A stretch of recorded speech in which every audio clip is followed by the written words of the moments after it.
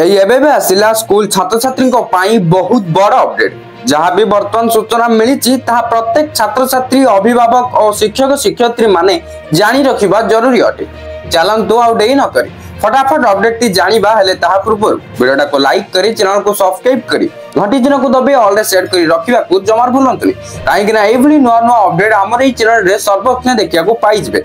तबे चलंतु आउ डेरी न करी संपूर्ण अपडेट ऊपर नजर पकेबा।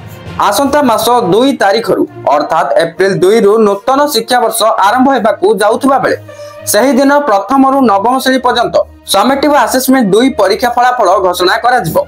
एने ओडिशा विद्यालय शिक्षा कार्यक्रम प्राधिकरण बा असेबा पक्षरु समस्त जिला शिक्षा अधिकारी बा डीओ को निर्देश दिया जायछि। बर्तमान जहाँ भी किसी नुआ सूचना मिली मु आपण मानकु जणै साली एवं आगो को जहाँ भी किसी नुआ नुआ अपडेट आसीबो एई चैनल माध्यम रे आपण सर्वप्रथम देखिया को पाई जिवे।